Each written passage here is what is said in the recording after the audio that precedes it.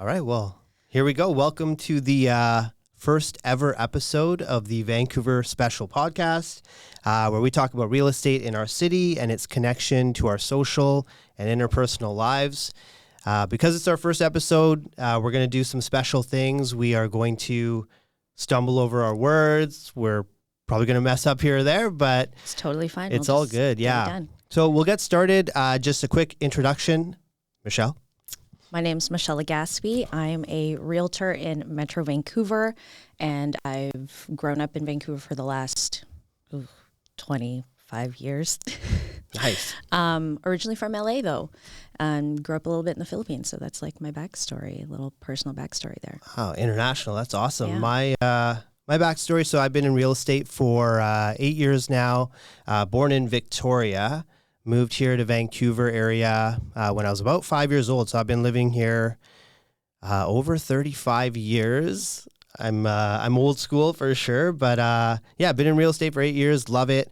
A true Vancouverite. So when we decided to put this podcast together, of course we wanted to talk about real estate as that's where our background is at. Yeah. But we also wanted to touch on other elements of living in the city, and as we all know, high cost of living.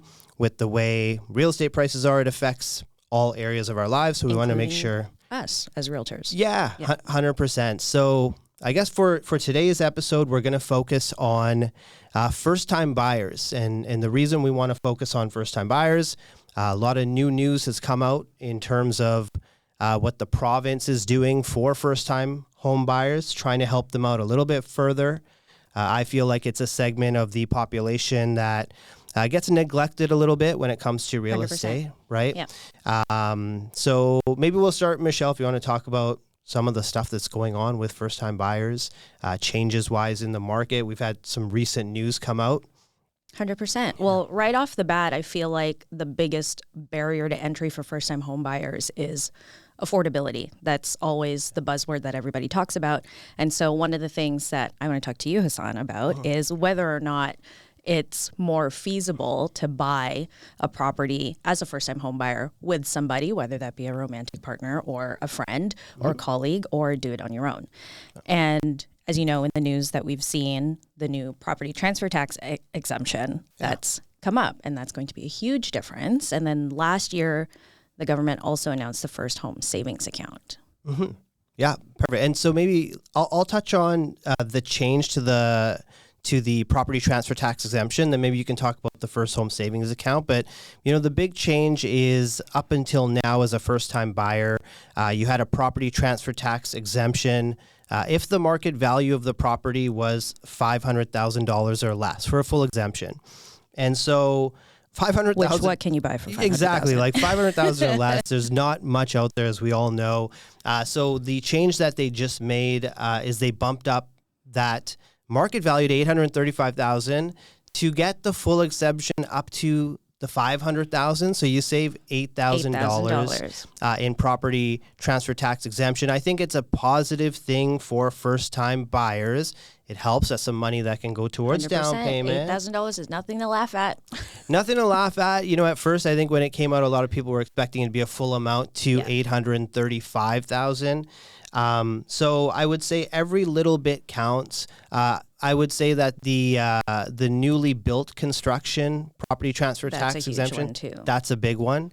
That moves from $750,000 to $1.1, which is $20,000 in property transfer tax exemption. And that's not just for first-time home buyers. Not just for first-time home buyers. So that's for your principal residence. Yeah, I think when you look at both, it's a positive. Could they have gone a little bit further?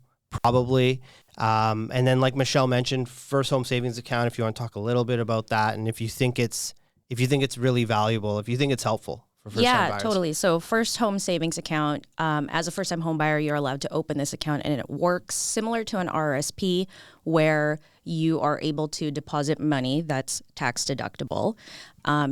You're allowed to deposit $8,000 a year up to $40,000. And the beauty about it is if right now you're like, hey, I want to buy a home, let me put money into this account.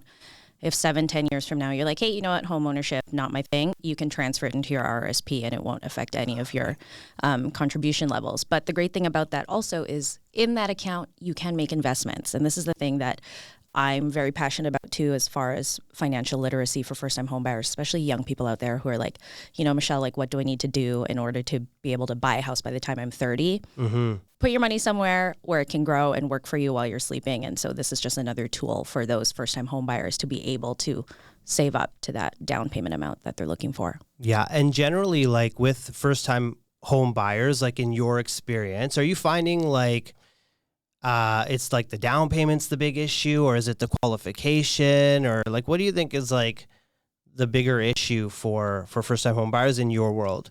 It's always a little combination of everything, but the biggest thing that I find is the down payment. Saving up for that down payment usually will take them about a year and a half from when they first initially talk to me.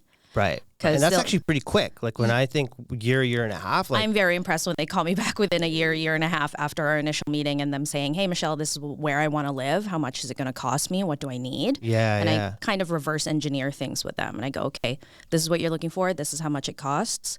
Talk to a broker right now and see what you can get qualified for, and let's work backwards. Right. Let's fill in that gap with your savings. Mm-hmm. And then so if I look at them and say, look, here's the gap. It's $80,000. Save up $80,000 and then call me, and then we'll be ready to go. Then call me back in a year. Wow. Yeah. Where are they getting this money? Yeah, I don't know. Yeah, I know like in my world, like when I look at like the clients I work with, first-time buyers, the first-time buyer like persona has changed so much like in the 8 years 100%. Since I've been working with people. Like, my last first-time buyer just bought a property cash. Right. And we're not talking about a $500,000 property. And what I'm finding is that first-time buyer, a lot of them are, of course, being helped with from family. Yeah. And so they have access to this down payment. I have clients where, their parents, rather than will them a gift later on, they're realizing that if they are to wait before they help their children out, with inflation and with costs going up, They'll get priced out. And so they're giving them that inheritance early to be able to do something with it. And then with that, obviously they're able to enter the market. And instead of buying something, a lot of them at $500,000, like I have first-time buyers up to $1 million, 1.2 million first-time buyers. And it's shocking to me, even in the industry. Yeah. You're probably noticing that too, that, there's a lot of equity in Vancouver real estate. There was that stat that came out a couple years ago about all this mortgage-free equity that's sitting like on the west side of Vancouver. That's eventually going to get passed down to children and grandchildren. And I do think we're starting to see that. My last couple of first-time home buyers in the last quarter of 2023, their price points were, I think, from $800,000 to $1 million.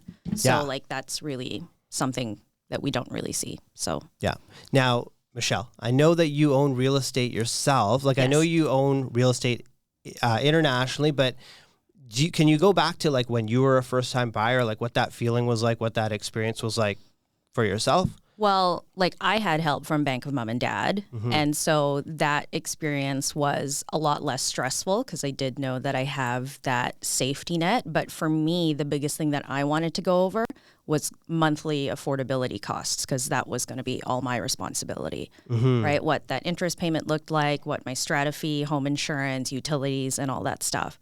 And that's something that I go through with all my clients as well. And I go, hey, this is what it's going to look like with your current rate, the current strata fee, property taxes, all these other things, utilities, internet. This is what that monthly number looks like. Is this something that you can do? Yeah. And a lot of them are like, yep, no problem. But then there's a small percentage of them that are like, whoa, I had no idea that that's how much it was going to cost to own a home. Yeah. And it's a good thing that you go through that process, because what I find with like a lot of first-time home buyers is like the fear of the unknown. Yeah. Right? Like there are first-time buyers out there, and I'm sure if you're watching, maybe you can relate to this, where you think you're ready, you think you're financially ready, you have a good job, perhaps you're progressing in your career, but it's just you don't know what the implication of home ownership is going to be. You don't know what those additional costs are going to be. You're scared that there's going to have some big repair coming up, something along those lines. And I think too few people out there, professionals, realtors, whoever it might be, I think too few people actually go through it, like itemize like you do, saying, okay, like these are all the things that you have to watch out for. But like when I think back to when I was a first-time buyer, we're going way back, like like way back. When was it? Don't date yourself, Hasan. Yeah. I think it was like 2005 or like something crazy like that. And so anyways, like my experience was like I had my back up against the wall a little bit. My family was moving to Surrey from Richmond. And I was like, I'm not moving to Surrey. Like back then you didn't move to Surrey. Okay. Like if you lived in Richmond, you just didn't do it. I would do it today. Nothing wrong with Surrey, but back then you just didn't do it. And so I was like, I got to do something. And I had 2 months to do it. There wasn't a ton of thought put into it. You barely needed a down payment. Like I think my down payment was 10 or 15 grand, like something super 5%. low. Yeah. Like I think I took some student loan money and just like moved out, but I didn't really plan for it. But the one thing that I would say for first time home buyers, very important, is you figure it out. Like I was so concerned. I was like, I'm not going to be able to party anymore. Can't hang out with the boys, not going out to restaurants anymore. Can't even date. I'm going to have no money. Yeah.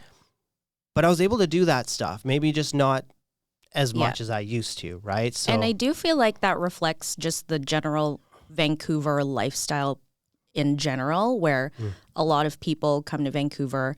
Cost of living is high, the standard of living is high, but everybody figures it out. At the end of the day, everybody who wants to be here finds a way to be here. And I think that's very reflective of your real estate story. Yeah, no, 100%. And I think people are doing things that are maybe more out of the box to get into the housing market as first-time buyers. Perhaps you can talk about like, if you've seen any like co-housing scenarios, like I've seen some MLS stuff come up for 50% shares of properties and stuff like that. I don't know if you've seen stuff like that as well. I've seen it. I haven't looked into it, but I don't know about you, but majority of my clients, first time home buyers in the last year and a bit, they've been either a couple or friends even. I've had 2 clients who were friends who went in on properties together. And that's an interesting thing too, because a lot of people will say, don't go into properties with your friends. I tend to differ a little bit, especially if it's investment property. I do think with the way that, obviously prices have gone up, a lot of people as first-time buyers, like there's sacrifices that need to be made to get into this market, right? Like first-time home buyers, 71%, this is per BMO, I have a stat here, 71% of Gen Z saying that buying a home is completely out of reach on their own. 71%. So when you look at it, things are going to have to be different nowadays to get into your first property. And what I mean by that is, and I don't want to take away anything from our parents' sacrifices that they made to get into a home, but like our parents, there was a path. Yeah. Right? Like for them, it was like, come here, work hard, maybe work a second job. You can take 5-7 years to save for a property, and that property price is not going to run away on you. Yeah. You're going to be able to buy it. Yeah. And unfortunately, the future generations now have been lied to, because you can work a great job, but if you take 7 years to get into the real estate market, you're done. That gap is still so big. Yeah, you're not getting in, right? I feel like the average income in Vancouver is maybe ranging from $80,000 to $100,000, which is more than average for most places in North America. Yeah. And even then, on a single income at $100,000, you're probably qualifying for like a $400,000 mortgage. And that's if you have a car payment or like you have a little bit of credit card debt, like a student loan, that kind of thing. What can you buy for $500,000? Yeah, there's nothing out there. And so I think like when it comes to making the sacrifices that we need to make today, there's a couple things. It's getting into partnerships. Yeah. Not always a great idea, but if you have a partnership agreement in place before going into a partnership, a lot of investment groups come together, people invest together. Yep. They do that for investment properties. I think the other thing is you may not purchase your first property in Vancouver. You may not purchase it in Surrey. You may not even purchase it in Langley or even Chilliwack. I think people need to be a little bit more open-minded in terms of where they purchase their first property. I don't know about you, but I've seen in my business, I had some first-time home buyers that their first property purchase is an investment property. And that's very different than how it was 10, 15 years ago. You're a first-time home buyer, it's the white picket fence, I'm moving my family in, or I'm going to grow a family. Dream. It's not even that. Nowadays, it's like I'm buying a pre-sale. I hope the market carries it up, gain some appreciation, maybe flip that pre-sale. So I'm seeing a lot more like first-time home buyers going the investment angle. Yeah. What's your thoughts on like first-time home buyers and maybe like looking into pre-sales? Yep. So I bought my property pre-sale too, so that helped a lot because I had that buffer between the down payment put down versus when my mortgage would actually start. And I actually am finding also that first-time home buyers are becoming a lot more knowledgeable about the different options that they have. So sometimes they'll come to me and they'll be like, Michelle, I've scored the whole market. I know I can't afford anything within the Metro Vancouver area, let alone BC, unless I'm going like rural up north. Yeah. So they're like, what are your thoughts on buying in Alberta, in Saskatchewan? Hey, if the numbers work and it's going to help you continue living your lifestyle here in Vancouver, why not? Yeah. No, I've seen that. Yeah, countless times I'll get messages from clients and they'll say, what do you think about Port Alberni? Or like some place that I'm not like well versed on, and I will do the homework, I'll figure it out. But you know, they're coming out with, you know, other types of cities that I haven't even looked into investment wise. But I think the overlying theme is like, if you really want to get into the market now and with the way that prices have gone, you have to look for these other pockets. Creative ways. Yeah, like and be open-minded, as crazy as it sounds, because, you know, at least if you get into the market, even if you don't move into that property, at least when prices do go up, you're playing that appreciation game. You're getting 100%. Some value out of it. And then you're not being left behind. Unfortunately, we live in a society and a world now where it's so easy to get left behind.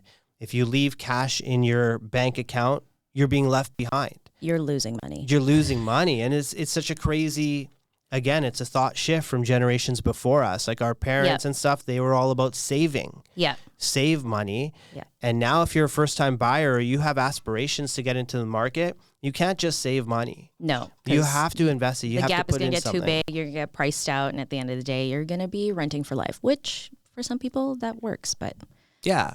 And that's okay, provided, you know, you're investing the money elsewhere in other ways. Yeah. Are you finding, so first-time buyers, generally speaking, do you deal with a lot in Vancouver or Fraser Valley? Like, where are you finding So with the first-time home buyers, generally I work with them budget-based, and then we reverse engineer all of that affordability stuff that I mentioned. And based on that, I'll recommend an area to them, also based on their lifestyle. Because a lot of them are like, we just want to get into the market, which is that thought process, that idea of, I just want to get my foot in the door, which is fantastic, right? Yeah. So I've put clients out here in Langley in a pre-sale, which I won't say the prices because it'll make some people cry. Yeah, it's up there, right? Yeah. But it was an opportunity for them to get into the market. And now 3 years in after the pre-sale completed, they're looking at, you know, pulling out maybe $100,000 and being able to buy something a little bit closer to Burnaby or something like that. But it's a short sacrifice for them to be able to get their foot in the door and be in the real estate market. Yeah. And you know what? You bring up a really good point there. So, you know, that level of appreciation that Michelle's talking about, it's tough to find it in Vancouver. It's tough to find it in Burnaby, like on this side of the Fraser. Well, I shouldn't say this side because right now we're on the other side, but on north of the Fraser, it's tough to find that appreciation. But the fact that your client purchased eastward so that they could build some equity and move back over this way. Yep. And that's what we mean about looking at these alternate markets further east. They have a lot more room for appreciation. They may be a little bit risky depending on supply, but that's why you have to work with an agent that knows what they're doing. But there are areas out there that are poised for more growth, and you can always take that growth and then put that into an area that you're more comfortable with or happy with. I got a pop quiz for you, just a random question. It was a stat that kind of blew my mind. So in Canada, what do you think the average age of a first-time home buyer is? 27? Higher. What? Higher than 27. 32. Higher. 36. Shut up. 36, and also this was for 2022, and also in the U.S., it was like 36 or 37. So wow, I don't have the stats from a decade ago, but I can almost guarantee you they were much lower than that. Yeah. Much lower than that age. So I think the amount of people now that, and I see this in my business too, that are kind of staying at home for a longer period of time, saving the money, discounted rent, and then moving out later on. I had a client last year, again, first-time home buyer, purchased an investment property, was living at home. The circumstance, he was paying rent at home, but it was a discounted rent.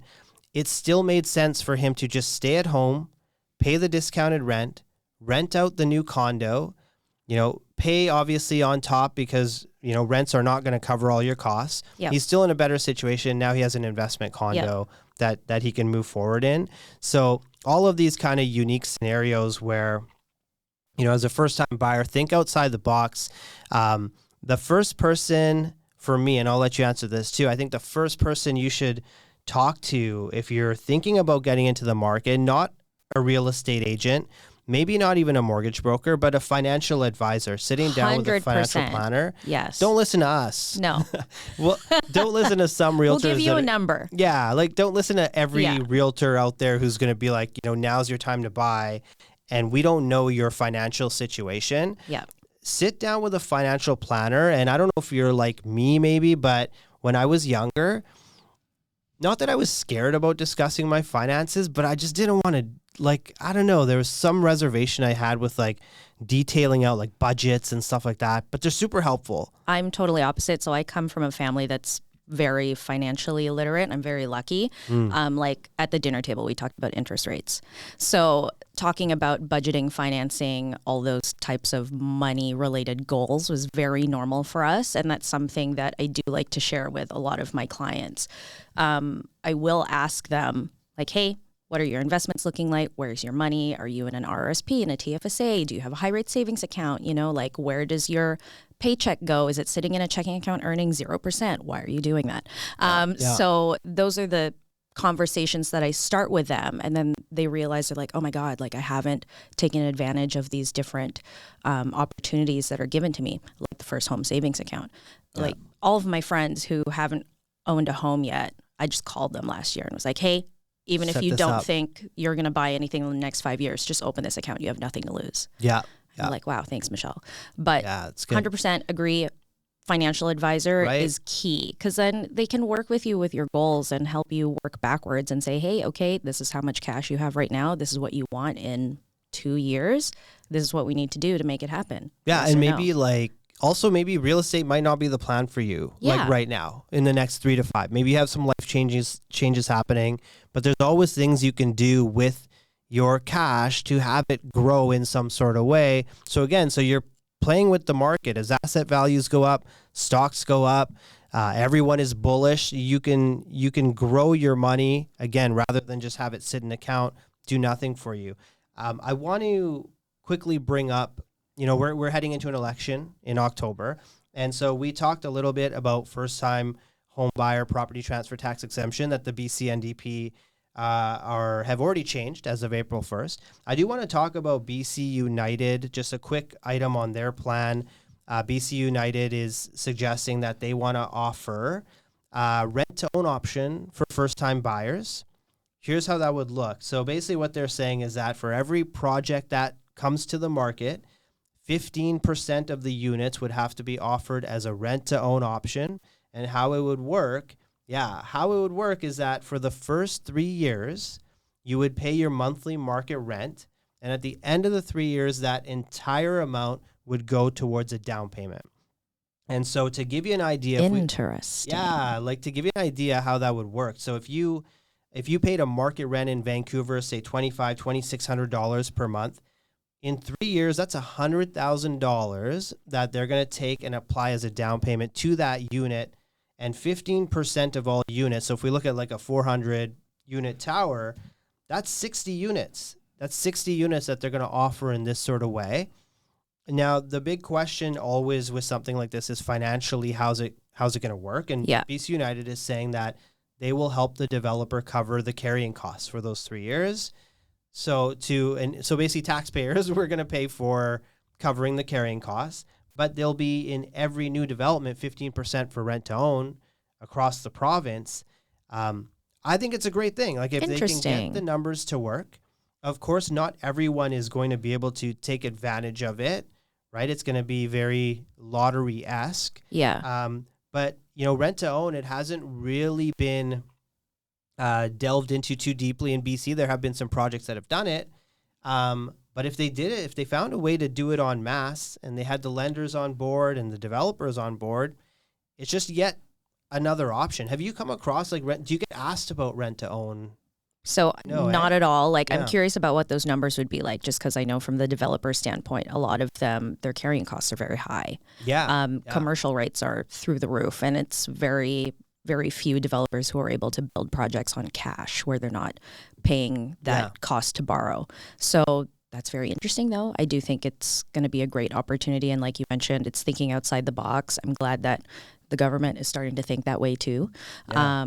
Whether or not it'll work, we'll see. But I do think that's Could you imagine getting that opportunity? Like if I was a renter right now and you actually, like it would have to be a lottery based system, right? So there's a couple projects right now that are doing rent to own. I think there's one right now, and basically what they're finding is they'll have like 8 or 10 units for rent to own, and they're getting like 2,000 applicants like for these units, right? And so, one of the developers was quoted as saying, the toughest part of this whole offering this is choosing. Yeah. Like, how do we do it? And so what he's done is he said, okay, they do a background check, obviously financial, et cetera. And then they're like, okay, well, this person's a first responder. Yeah. So let's have the first Yeah, like would they make it like subsidized housing where there's like this criteria that you have to meet in order for you to be able to apply even? Yeah, I think they would have to, number one. Number two, allocating these units, I think, should be like lottery system on TV or YouTube stream or something. Live. So like when I was younger, Lotto 649, for example, I don't know if any of you guys will remember this, but we would actually watch. And they would pull the numbers one by one. We would watch Lotto 649 at 649. They would like interrupt the news hour, I think, right? They interrupt the news hour to draw the balls. The balls would come up. We'd have our tickets out. And we didn't win, obviously, but, it was nice and transparent. And I think, if they're to go down this road, I think the big fear, or like what a lot of people are saying, is that are these going to go to like developer friends and family? Yeah, like who's going to be responsible for picking?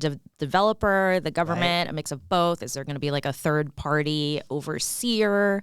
Yeah. That'll be interesting. 100%. So just another thing to think about is obviously we head into an election.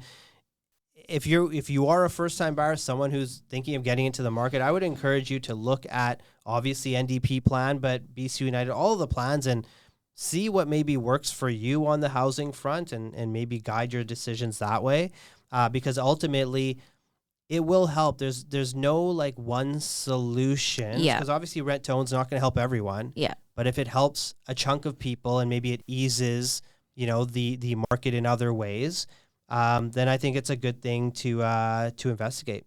Yeah, 100%. Well, in general, just be informed on what's going on in the elections and vote for what you think resonates with you.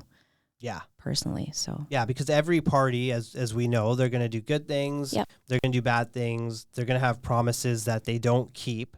So that's kind of my strategy is who's gonna get in my way the least. Yeah. Basically, and in terms of what I want to do and what my goals are.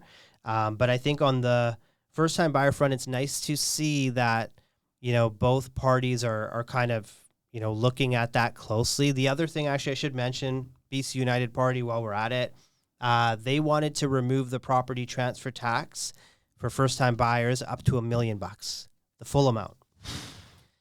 So it's a lot of revenue that they'd be giving up, right? Where's it going to come from? Like that's a question. Like where's it going to come from? At the same time, they announced that about a week before BC budget came out, and then BC budget we saw again up to $500,000. So it's kind of a bit of a caveat there. But you wonder how much of that change with the BC budget happened because of the announcement with BC United. True. Right? There's always kind of back and forth with it, but it's nice again because, I feel like the first-time home buyer has been the most neglected segment. Yeah. The reality is generally the government doesn't care if you buy your first home. No. They don't care. Like what they care about is that people are not on the streets. They don't want people to be homeless. They want there to be affordable, subsidized housing for those who need it the most. They really don't care if you're going to own your first home. And we know that because of all the importance they're putting on rentals, right? building rentals. Their whole thing is like, we just need to make sure everyone has a roof over their head. And so if you're a first time buyer, in my opinion, and you're like, is it a good time to buy? Like, our price is going to go up. Keep in mind that this is a supply issue that has gotten so far that the government can't do anything about it either. Yeah. But even rental purpose-built buildings, have you seen what those rental rates are like? Yeah, they're super high. They're very comparable to mortgage prices. Yeah. So a lot of my buyers last year were in buildings like that, and they were saying, hey, Michelle, like, we want to buy. And one of the questions that I like to ask is, how did we get here? Walk me through your thought process. And they're like, well, our rent's going up next year, and we did the math, and it's going to be $300 less than a mortgage payment for something that we can get pre-approved for. Yeah. And then I kind of just sit there and I go, yeah, 100%. That's a no-brainer. Let's do this. Yeah. And I get it, because even as a renter, it's hard to save up for a down payment when you're shelling out $3,000 a month. How do you do it? Yeah, that's how do you do it? going to, I don't know what, not necessarily somebody else's pocket, right? Could be a big corporation, a development, whatever. So yeah, it's just one of those things that every extra resource that these first-time home buyers can get and take advantage of is a bonus for them. It's a plus. Yeah, and like when you mentioned, so like purpose-built rental buildings, that's kind of like, if you are a tenant, if you are renting, that's like the ideal situation, because the biggest struggle for one, I can't say it's the biggest struggle, but a big Getting struggle, kicked out. Yeah. So can you imagine having a unit where you're not going to get kicked out? I think there's huge value to that. And people are spending a little bit more to have that security. Like, I imagine getting into those buildings must be extremely difficult. Yeah, the applications are tough. But then at that rate, if your rent is comparable to a mortgage, wouldn't you rather give yourself a forced savings account in the form of a mortgage payment? Yeah, 100%, right? And I think it's just that barrier, and also maybe not realizing you can pull it off. Totally. Right? Yeah. That's a big one. Sitting too. down and looking at the numbers and seeing whether or not that's something that you can or can't do, I think is a big thing that people overlook. And I think for the most part, they look at it and they realize, oh yeah, I could totally do that. And then whether you're a single income household or a dual income household, then that makes a huge difference. Because if you are dual income, you're looking at let's say $4,000 ownership cost. Yeah. That's maybe one person's paycheck. And then the other person's paycheck you use for living your life. So are you suggesting you should find a relationship so that you can purchase a home? Is that... I don't know, Hasan. I mean, I've heard some horror stories of people staying in relationships just so they can afford the rent. Yeah, no, it's wild. Like, there's all these stories about people, not divorcing when they should. Like, they see, like, verbally saying we're going to get divorced, but not moving out of homes. I read a story the other day where, like this one woman, I guess she had access to one floor. Her estranged husband or whatever had access to another floor. Like, hey, we're thinking outside the box here. We're making it work. Right? Like there's just all these kind of things. I think there's positives, obviously, to being on your own and trying to purchase real estate, positives with a partner. Obviously, relationships should be treated completely separate from real estate. I don't think you should make, decisions on real estate based on your relationships, but people are doing it, and people are doing it because of the cost of living. They're staying together longer. Because also, with the way interest rates have changed as well in the last few years, one party can't just leave the household and just purchase another home with today's rates. Yeah. They're just forced to stay together, right? What did I find here? A stat from like 360 Lending, 67% of people said maybe or yes to skipping Valentine's Day celebrations to save for a mortgage. How much are people spending on Valentine's Day celebrations? Right? Some people go a little like too crazy still, I think. Like, I don't know. That's a $3,000 on a Valentine's Day dinner? I think that's a whole, it's a whole Sign me up. topic, right? Exactly. Yeah. Rent a property and just go out for Valentine's, go out for dinner all the time, right? Yeah. But yeah, like in terms of any, like in your business this year, if you could think like percentage wise, maybe what percentage would you say are first-time buyers that you work with versus not? So last year, 2023, I would say probably 70% of my business were first-time home buyers. Oh, wow. And Okay. of that 70%, I want to say 90% of it were couples. Oh, really? Yeah. Okay. And actually, one of my favorite deals from last year, a couple, they're like 24 years old, really young, but knew right off the bat that they needed to do this in order to make those steps towards their goals. And they just made it happen. And it was great. Like their budget was $550. Really? And we made it happen in North Van. Oh, wow. Yeah. In North Van for $550? Shared laundry. But hey, laundry. they're realistic, right? They like, we know we're not going to get a mansion for $550. We're okay with shared laundry. This isn't our forever home. That's the other thing too, like reminding first-time home buyers to see the big picture and keep in mind that this isn't your forever home. This is a stepping stone. Oh, man. Yeah. That's such a big thing, right? What about you as far as your business? So for me, I would say percentage-wise, first-time buyers, 30-ish%, maybe a little bit less than that. The average, they say, first-time home buyers, I think last year in the U.S. was about 32 or 33% of property purchases were first-time buyers. So mine is like a little bit less than that. Last year in Canada, though, the percentage of first-time home buyers between May 2022 and 2023 dropped by 46%. So as the rates obviously went up, They dropped off. First-time buyers dropped off. I think that's going to change this year. Like what I've noticed so far this year is I'm getting a lot more first-time buyers call, initiate the conversation. We've had a steadying of rates, obviously, since July of last year now, so there's more stability in the market. First-time buyer incentives, like we talked about here, so I'm noticing it pick up. And like I mentioned, the first-time buyer, it's a different breed. I have singles, I have couples, I have very cash-heavy clients. I have people that are putting, the 10% down or whatnot. Have clients I'm working with today. We're looking in kind of that $500,000 to $600,000 range. So it's a broad base of different types of buyers, but I do think it's ultimately going to pick up this year. And I've already kind of noticed it so far. So I think, again, for first-time buyers, have the discussion first. If not with Michelle and I, have it with a financial advisor, whoever you feel you can trust. Talk to people that have purchased real estate. Often they ask for their experiences. Right, and the people they work with, were they 100%. Happy with them? Were they not?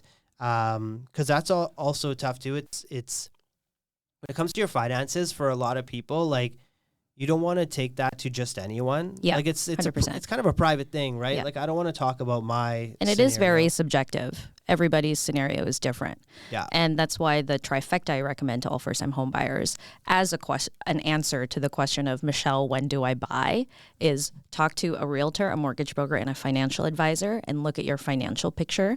And if all signs point to yes, then we can talk about the steps to go and buy a place. Yeah. But before you do that, I'm always the number one advocate of make sure all your financial ducks are in a row. Yeah. And also, like, very important is to cancel out the noise. Totally. Cancel out the noise. And I'm going to group realtors into that noise, but media reports, headlines. If you look at, for example, last year, like, let's look at last year, right? Every single headline about real estate was negative, right? Everything was doom and gloom. Doom and gloom, like, you should not buy, et cetera, bad time. Ultimately, we sit here a year later, prices are up from 4 to 8% year over year.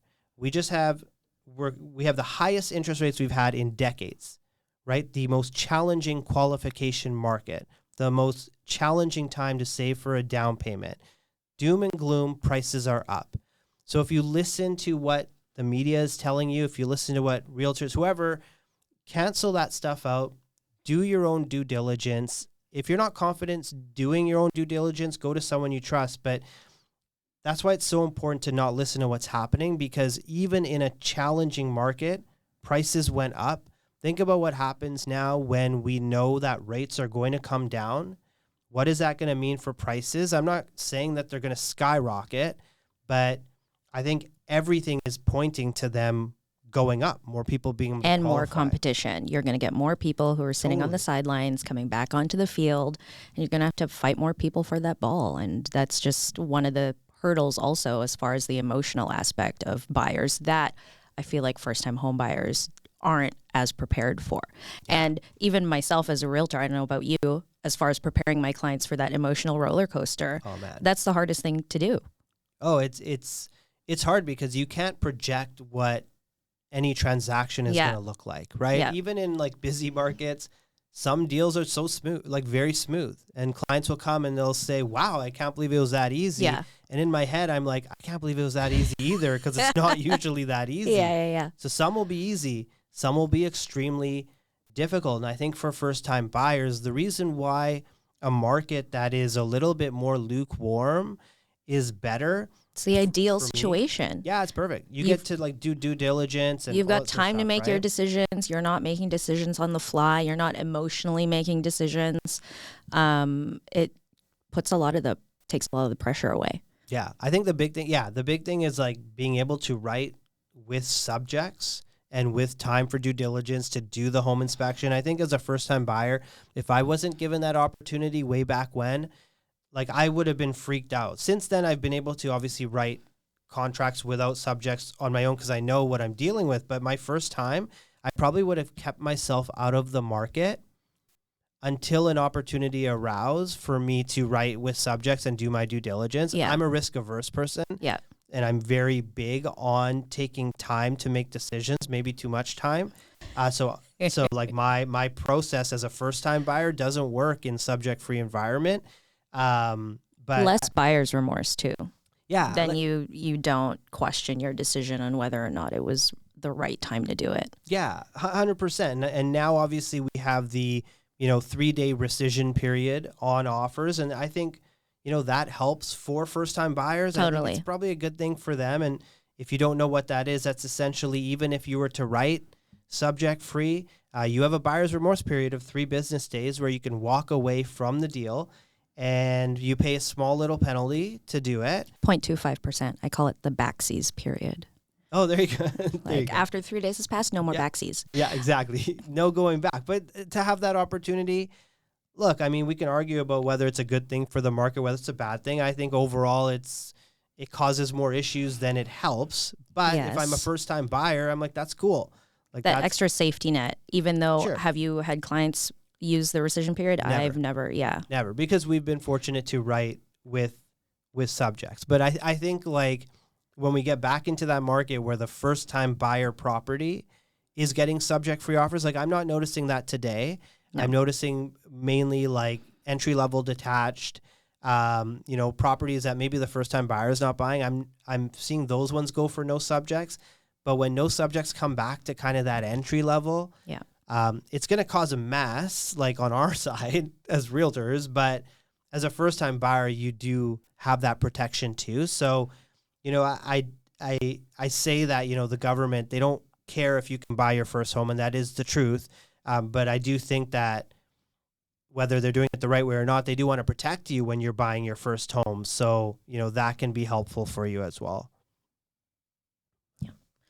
I think even as a first-time home buyer with the rescission period and being able to write with or without subjects right now, what I'm seeing is at the very least things are getting slightly competitive at that $800,000 price point, but we're still able to go in with at least reduced subjects, but subjects nonetheless.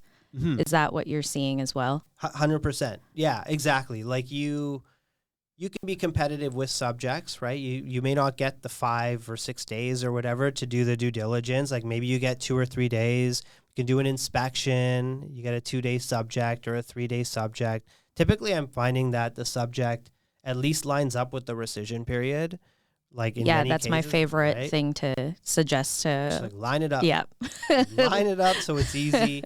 But yeah, the opportunity exists. But I think outside, most first-time buyers aren't purchasing, let's say, the detached home right now. That's has the suite in it. But some of those are seeing 40, like 50 offers.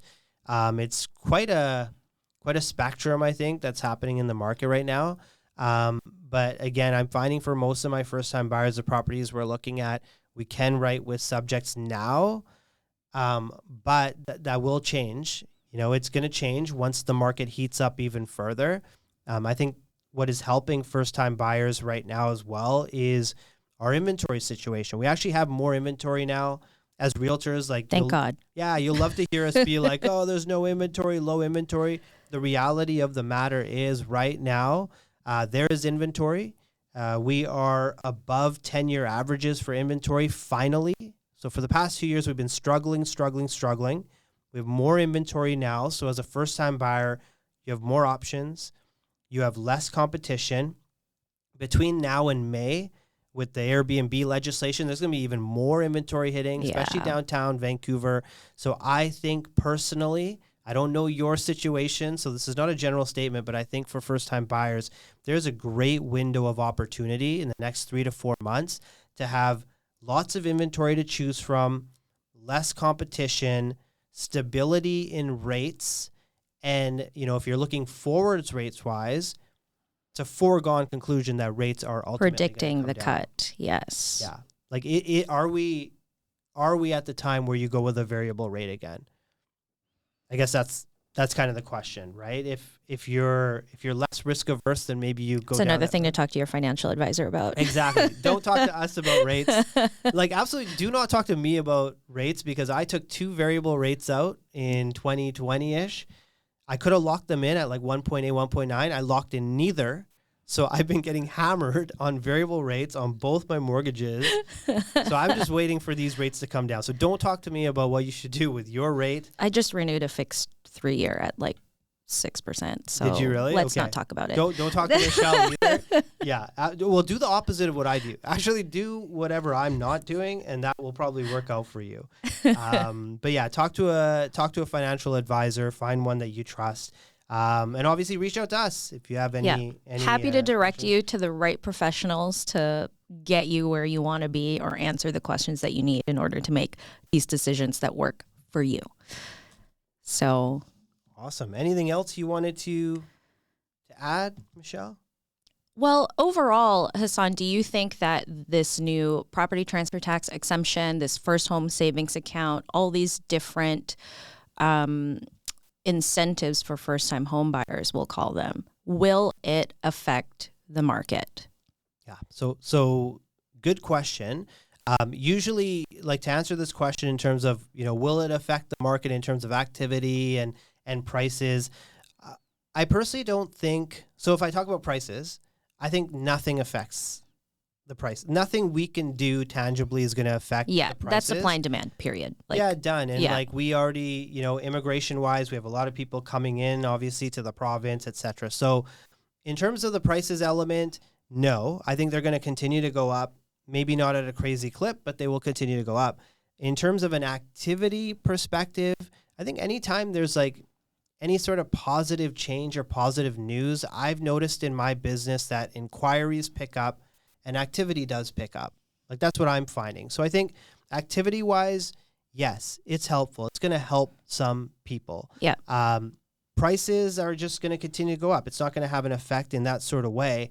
But I think more and more people are going to look to enter the market if they have the ability to do so. For sure. But overall, we're like you said, it's a supply and demand thing. We're an international destination. We have a lot of demand that's obviously in our city, not from our city, and that's not something that we have a ton of control on. And that's not necessarily internationally, even people from across Canada. Yeah. I think during the pandemic, we had record numbers of people migrating to BC from other provinces. So. Yeah, and then we had a whole bunch of people go to Calgary and come back because Calgary sucks. So I mean, you know what I mean? Vancouver, people are always going to gravitate towards Vancouver. 100%. And as much as we like to Vancouverites like to complain about the city, there's so many good things about the city. We are so spoiled. Yeah, 100%. And I do agree with you. Whether or not it'll affect pricing, that's a whole other conversation. But as far as activity goes, will it be immediate? Probably not, but I do think what it's going to do is it's going to plant that seed in a lot of people's brains who maybe thought, hey, home ownership's not for me, let me just figure something out. But with these new announcements, I do think that these people will maybe go, maybe I can do this because there are these tools that I have access to. And it might not be this year or next year, it might be 5 years from now, but that's another person who's, actively going to open houses and like inquiring and like getting pre-approval and becoming more financially literate. So in either way, that's, I think, a positive for the general population. Yeah. And then that way, when they're ready to go, they're more ready to go, right? Because first-time buyers, like sometimes, like the process, it's not daunting if you work with the right realtor. It's fine. It's an okay process, but everything is new. There's a lot of new stuff that kind of so many moving parts, right? So many if this, then that, but if not this, then that. Yeah, and it's like when you write an offer, like, as a first-time buyer, when you first see an offer, and sometimes you're on a time constraint to submit that offer, it can be daunting. Like part of my process is, I make sure my clients have seen a mock or a dummy offer before we actually have to write one. And I didn't always do that. Like when I was first in the business, I'd be like, all right, we have 30 minutes to write an offer. Here's 15 pages. Sign here, and here. Exactly. And don't forget to initial here. Yeah. And so I realized just by the look on the client face that that's not the way to do it, right? So there's like kind of all these moving pieces, and you want to work with a realtor who, even before you write an offer, they're putting stuff in front of you, right? They're putting the forms in front of you. They're going through communication style is so key. Like, do you want to be informed of every minute that we're waiting for a response from the seller on whether or not our offer got accepted? Yeah. Or do you only want to know if we got it or not? Yeah, that's a good point, because some people will assume that people want to know the full on update. Yeah. But then I'll have clients that are like, talk to me tomorrow. Like, let me know tomorrow. Yeah. And then I live with the anxiety that evening. Yeah. Right. While I'm going back and on the forth. treadmill for 2 hours. Yeah. Yeah, exactly. and then you get the win at say like 11 o'clock and you really want to tell the client, and it's that's a very good point. Schedule, right? email, send. Yeah, exactly. But that's a very good point. Like communication style is the most important thing. And, we touched on like relationships and stuff like that. One of the most important relationships is yours with your realtor. 100%. When you're a first-time buyer, you guys are basically a couple for 6 months-ish. BFFs. Talking all the time, getting emotional with each other. Yeah. Well, clients are getting emotional with us, and then we're kind of like cooling things or whatnot. Well, that's our job. Our job is to be the rock and to keep everything steady and keep everybody on track. So 100%. Honestly, I think that's my forte, because I'm just it's so hard. You're for cool me to as get a cucumber. But I don't get up either. Like, it's not like I get down, like, but I don't go like this. I'm so neutral. Like sometimes I feel like I'm like too neutral, like more cut out for commercial real estate. And that's why I do some commercial real estate. I feel like that's a guy thing though. Just like even keel. And when I first got in the business, I actually I couldn't fully grasp the emotions that home sellers and buyers would have. Like in my head, I'd be like, well, why? Like, just chill. I find like I'm a lot more empathetic to my clients' emotions, and there are some times where I do find myself getting sucked in. I have to very on purpose cue myself to be like, okay, step back. Like my job is to keep them steady and just not get pulled into the emotional side of things. Yeah. And so that does happen a lot. Yeah. For especially first-time home buyers with the emotions of like losing an offer on a place that they loved. But at the end of the day, it's like, sorry, we couldn't compete with $100K over asking. Mm-hmm. So, it's just one of those things where we'll learn the further we go. Or sometimes some buyers need to learn the hard way where they're very stuck on something that they want. And then I'm like, okay, we'll write that in the offer. We'll submit it. And then if we don't get it, then next time we do it my way. Sometimes you got to lose to win, right? Exactly. I think is really important. And I think like the other reason it's so important to keep emotion out of it. And I think we talked about this off air is that, as realtors, if you're a realtor watching this, like your job is to do what the client wants you to do. Give guidance, but get them the result. Yes. And I think we were talking yes, about we did it talk in terms about of this. Like pricing, like sometimes as an agent, you really take it to heart that you want to grind out the best possible deal for your dog client. on a bone. I want every last dollar. Yeah, especially first time buyers where it's like, every dollar counts and you're like trying to grind out another 1,000. And you have to keep in mind, if your client is like, I want this property. Yeah. The more you grind, the more risk you put at losing that property. And that was a struggle for me my first couple of years in business is I would always try and grind out more. And I'd have to be reminded that, wait a sec, you're risking. Don't cock block the deal. Yeah, there you go. Michelle said it perfectly. Like, do not do that. Yeah, because you're risking the deal. You're actually not doing what you're supposed to do when you think you're doing what you should be doing. Which would be right? more of a letdown to your client. They would rather pay that extra 10 grand than lose the place that they're so emotionally Totally. attached to. So, yeah. So hard, though. It's like so Yes. hard, right? Yes. But awesome. Yeah. Okay. All right, So well, we're going to wrap up this episode. We hope you enjoyed the first episode of the Vancouver Special Podcast. What do you think of the logo here? Designed by Michelle. I think it's beautiful. We have kind of the mountains and the blue. we with the wanted to ocean. follow the roof line of the Vancouver Special House. And coincidentally, it just looks like two mountaintops. So that's where we went from. And Hasan and I both happen to really like the color blue. Yeah. So Blue and green, That's those are the where we colors. So before we obviously end the episode, Michelle, how do people get a hold of you? How do people find you? I mean, you can call me 604-354-8158. Straight with the phone number. Love it. Yeah. I'm on Instagram, Legaspi_Vancouver. Sweet. Awesome. Myself, at Hasan Juma on Instagram, TikTok, YouTube as well. Hasan Juma, Vancouver Real Estate. We hope to connect with you. He's a in future YouTube episodes. superstar. Not at all. I have less than 2,000 subs. Like, subscribe to my channel, please. I've been doing this since 2020. Subscribe to the channel. Anyways, We're going to get you to 100K. Yeah. No more of the self-promotion. We thank you for listening. Look forward to talking to you in the next episode. Yeah. Any questions, comments, suggestions for topics that you want us to talk about, give us a shout. Awesome. Thanks very much. Thanks, Hasan. Cheers.